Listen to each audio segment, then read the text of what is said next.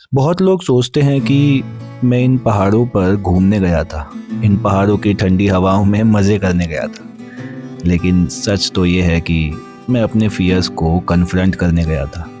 मैं अपनी इस कंफर्टेबल लूप से निकलने गया था।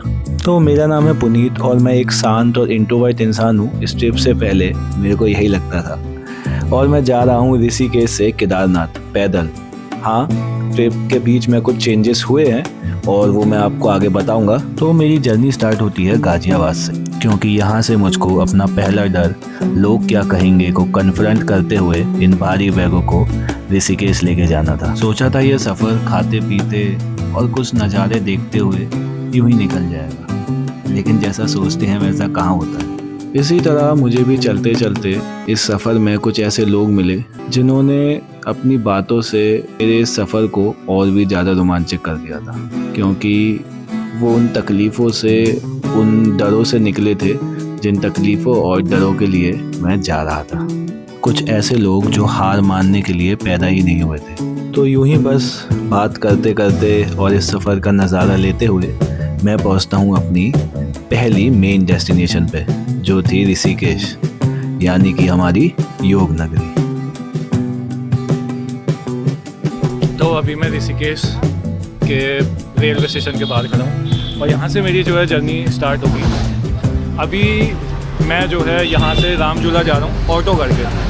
तो वहाँ से अपनी डेस्टिनेशन के लिए जो पहली डेस्टिनेशन है वो होगी बयासी। ठीक है, कोशिश करेंगे कि रात होने से पहले पहुँच जाएं।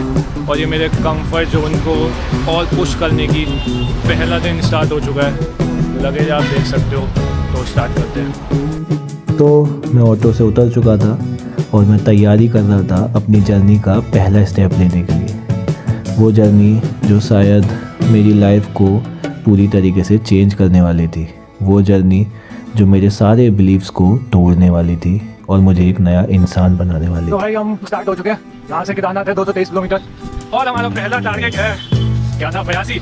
जूते पहन लिया, मेरे को रेडी सेडी गो है भाई, चलो चलते हैं। अब जर्नी स्टार्ट हो चुकी थी और इन खूबसूरत नज़ारों में कुछ किलोमीटर चलते ही मेरे को एक चीज़ समझ आ गई थी कि यह जर्नी आसान नहीं होने वाली, क्योंकि कुछ किलोमीटर चलते ही मेरी वो हालत हो चुकी थी जैसे मैं अपने घर से ही पैदल चलते हुए आ रहा हूँ। तो किसी तरीके से मैं अपने 10 किलोमीटर पूरे करता हूँ और ये 10 किलोमीटर शायद अभी तक के मेरे लिए सबसे कठिन 10 किलोमीटर रहे थे। अभी तक के वो 10 किलोमीटर जो शायद मैं कभी ना भूलूं। तो अभी जो है 10 किलोमीटर पूरा हो चुका है। मतलब कंधे थोड़े ज़्यादा ही दर्द हो रहे हैं, थोड़ा हैवी है, धीरे धीरे कम हो जाएगा वेट। और 2-3 दिक्कत और होगी। मतलब जो बैक का ऊपर का सपोर्ट है, जो जिसमें मैंने अपना ये टेंट बांध रखा था, वो भी टूट गया।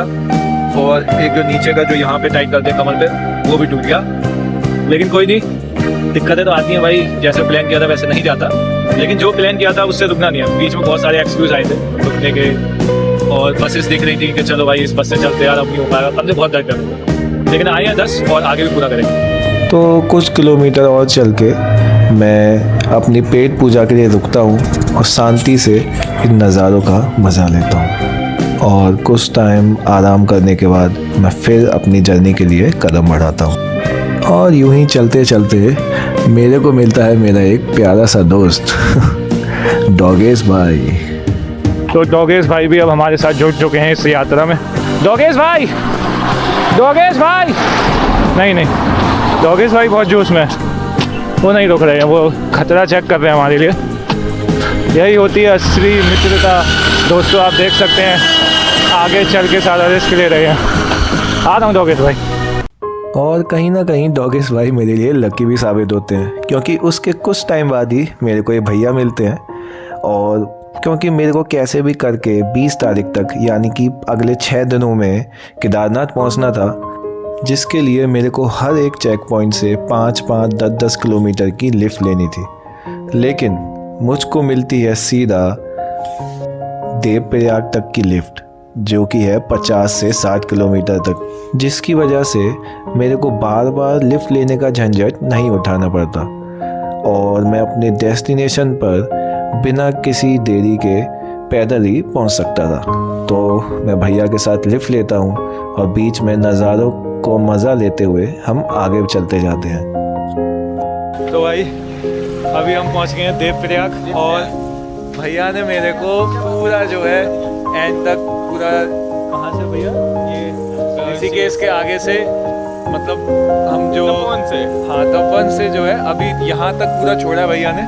जो हम 10-12 किलोमीटर चले थे, उसके बाद फिर भैया ने छोड़ा मुझे पूरा यहाँ तक। तो ये तो सच है कि हमारे सारे प्लान्स कामयाब नहीं होते, लेकिन इस जर्नी के बाद कहीं ना कहीं मुझको लगता है कि अच्छा हुआ कि मेरे वो सारे प्लान्स कामयाब नहीं हुए, क्योंकि शायद जो भगवान के प्लान है ना, वो हमारे प्लान से बहुत बड़े हैं। अब भैया को अलविदा कह के मैं पहुंचता हूँ अपनी उस डेस्टिनेशन पे जहाँ पे मेरे को अपनी पहली रात बितानी थी, जो कि था देवप्रयाग की संगम वाली प्लेस। तो मैं घाट पे पहुंचता हूँ, परमिशन लेता हूँ और तैयारी करता हूँ अपने टेंट लगाने की। अब इस जर्नी में बहुत सी ऐसी रुकावटें आई, बहुत से ऐसे एक्सक्यूज़ आए जो मेरे को रोकना चाहते थे, या फिर जो मेरे को फिर से पहले जैसा बनाना चाहते थे, जो अपने एक्सक्यूज़ेस और कंफर्ट जोन से कभी निकल ही ना पाए, जो अपने डरों को कभी कन्फ्रंट ही ना कर पाए, जिसकी वजह से जैसा वो अभी है वैसा ही रह जाता। लेकिन मुझे पता था मैं किस लिए निकला हूँ और मेरे को कहाँ पहुँचना है। और फिर अपने सुबह के नाश्ते का इंतज़ाम करके मैं आज के दिन को यहीं पर समाप्त करता हूँ।